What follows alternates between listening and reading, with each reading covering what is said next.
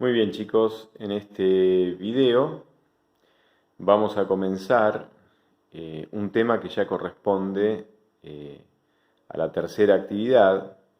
No es que ustedes necesariamente ya tienen que dejar de lado las actividades 1 y 2, sino que ya van a tener con este video esta introducción, y siempre es bueno que ya lo tengan disponible. Ya después se van a ir ocupando a medida que se calibren los tiempos. Pero me interesaba que ya tuvieran este material. Entonces lo que tenemos que ver eh, como temas fundamentales de la actividad 3 es lo que se llama la descripción de puntos del plano. En principio, y es lo que escribo en el primer renglón, vamos a considerar la noción intuitiva que tenemos de plano. En realidad el plano está referido a un conjunto de carácter geométrico, en el cual, por lo menos intuitivamente, diferenciamos dos dimensiones, ¿no? Si alguien le tuviera que explicar qué es un plano a través de un ejemplo a un chico, uno le diría que mirara una pared. En la pared hay largo de la pared y alto de la pared. No estamos considerando la profundidad o el espesor de la pared. Estamos considerando solamente el largo y el ancho, como en la pizarra que están viendo. Se podría visualizar en esta pizarra un fragmento, una región del plano, de un plano que sería infinito, pero que conservaría geométricamente estas nociones intuitivas que se remiten a dos dimensiones. Entonces, en principio, cuando nosotros hablamos de plano, estamos hablando de una entidad, de un conjunto que es de carácter geométrico. Ahora bien, nosotros queremos describir los elementos de ese conjunto. Los elementos en general de un conjunto de carácter geométrico se denominan puntos. Entonces lo que vamos a querer hacer es describir los puntos del plano. Para describir los puntos del plano, teniendo en cuenta que los puntos del plano pertenecen a un conjunto que tiene dos dimensiones, entonces, teniendo en cuenta eso, seguramente para describir un punto del plano no nos va a alcanzar una sola referencia. En general, cuando uno describe lugares, posiciones, esa descripción está hecha en base a ciertas coordenadas, ¿no? Como en un mapa, en la cartografía, en fin. Siempre cuando uno se remite a la descripción geométrica de ciertas posiciones, uno va a remitirse a números. Entonces aquí la idea es pensar cuántos números serán necesarios para describir el punto de un plano. Entonces, para describir un punto del plano van a ser necesarios dos números. Y esos dos números, para que no se superpongan con otros números, es decir, para que cada punto del plano esté perfectamente diferenciado de otro punto del plano, desde sus respectivas descripciones numéricas, tenemos que construir lo que se llama un sistema de referencia o un sistema de coordenadas. En un sistema de coordenadas, cada punto del plano va a estar referido, ya que pertenece al plano y el plano es una entidad geométrica de dos dimensiones. Cada punto del plano va a tener que estar descrito por dos números. Pero además, esos dos números, de algún modo, tienen que tener un orden, un ordenamiento, porque no basta a veces con decir solamente los números. Es decir, que un punto P tenga por referencias al número -1 y 3, a lo mejor no se distingue de esa manera del punto que tiene como referencias al 3 y al -1. Por supuesto, estoy nombrando los mismos números, el -1 y el 3, pero a lo mejor, para poder hacer la descripción y la distinción de estos dos puntos, hay que introducir un orden entre esos números. Entonces, un sistema de coordenadas no solamente apela a dos números, en este caso, para describir un punto del plano, sino que además apela a un criterio de orden. Los números van a estar ordenados. Porque a lo mejor hay dos puntos que de alguna manera están referidos a los mismos números, pero no son los mismos puntos, son diferentes. Entonces, ¿en qué van a diferir si son diferentes? En el ordenamiento que vincula a esos números con los cuales se describe a cada uno de esos puntos.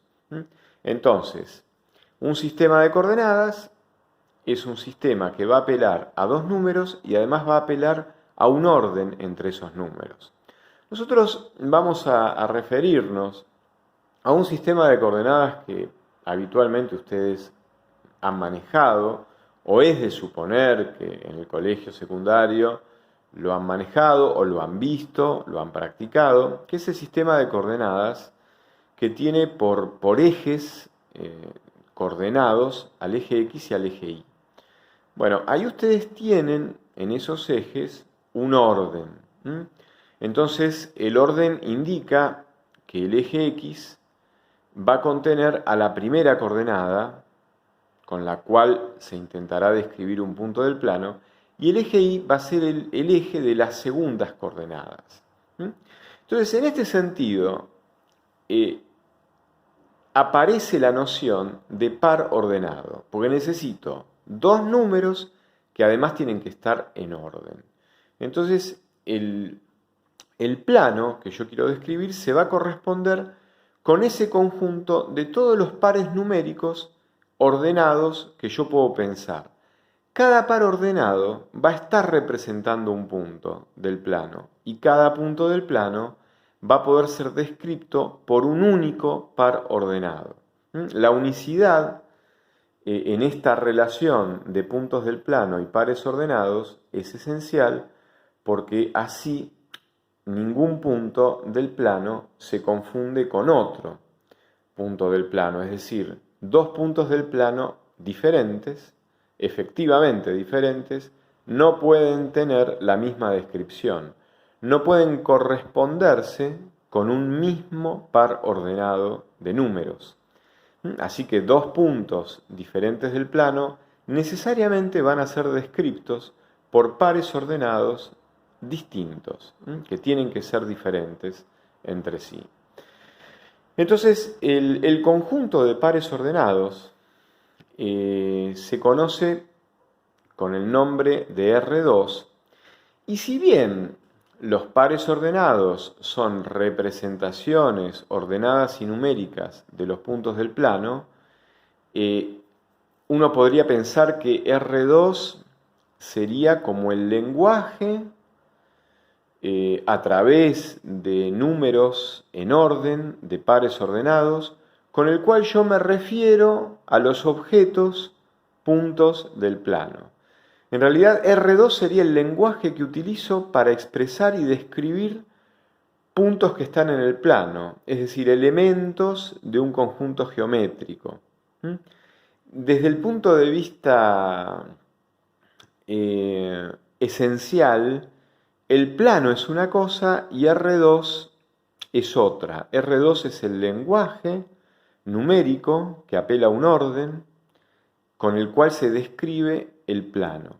Pero nosotros, porque esta correspondencia entre puntos del plano y pares ordenados va a ser una correspondencia tal donde cada punto tendrá su par ordenado y pares ordenados diferentes se corresponden necesariamente con puntos del plano diferentes, porque esta correspondencia va a tener todas estas características, a veces da lo mismo decir plano que decir R2.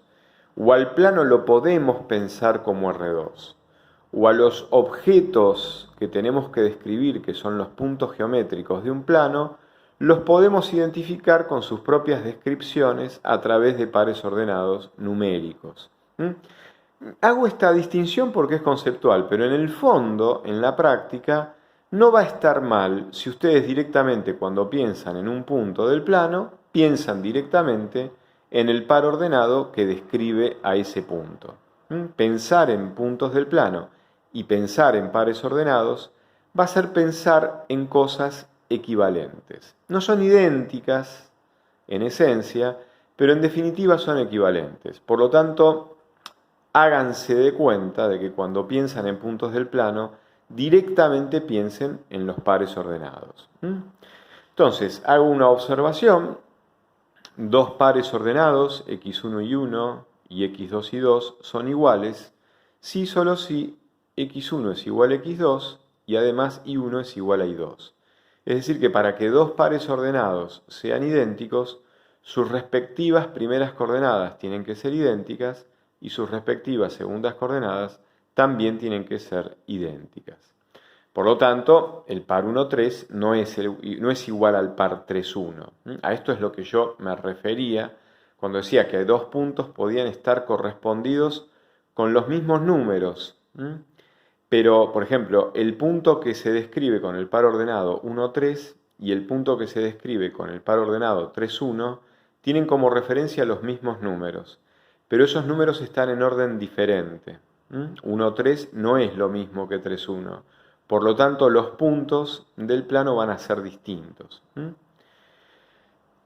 Por eso, ahí vuelvo a decir que un par ordenado en el fondo remite no solamente a dos números, sino que también a dos números x e y en orden. Entonces, un punto del plano, un punto P, se va a describir con su coordenada en el eje x, que será P sub x, y su coordenada en el eje y, que será P sub y. Y ahí abajo a la izquierda, si yo quisiera, por ejemplo, graficar el subconjunto del plano, que en realidad es el subconjunto de R2, de todos los pares de R2 donde la primera coordenada es menor que 1, bueno, por ejemplo, para graficar esa región, uno primero piensa, marco el 1 en el lugar de la X, porque el 1 está haciendo como una especie de borde, de límite. Entonces yo ahí marco el punto menos 1, 1, el punto 1, 1, el punto 2, 1. Fíjense que, mejor dicho, el punto 1 menos 1, el punto 1, 1, el punto 1, 2, esos puntos, ¿no? Fíjense que todos esos puntos que tienen la misma coordenada x igualada a 1 son puntos que van generando una recta vertical. El punto 1 menos 1, el punto 1, 1, el punto 1, 2, el próximo será el punto 1, 3. Si vamos más abajo del punto 1 menos 1, obtendremos el punto 1 menos 2. Todos esos puntos que coinciden en la primera coordenada igualada a 1 van formando una recta vertical.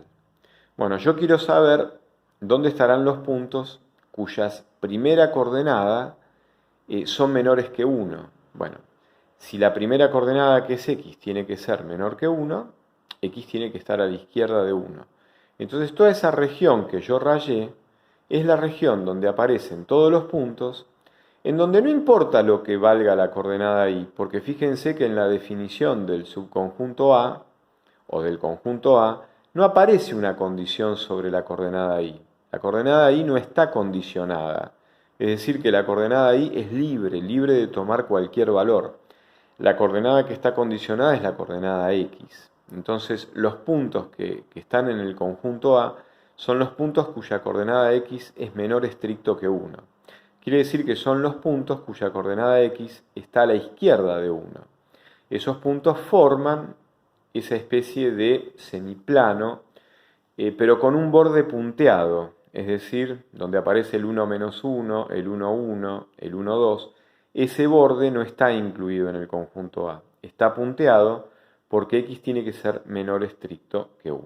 Bueno, este es el primer video introductorio a el tema de planos y descripción de R2.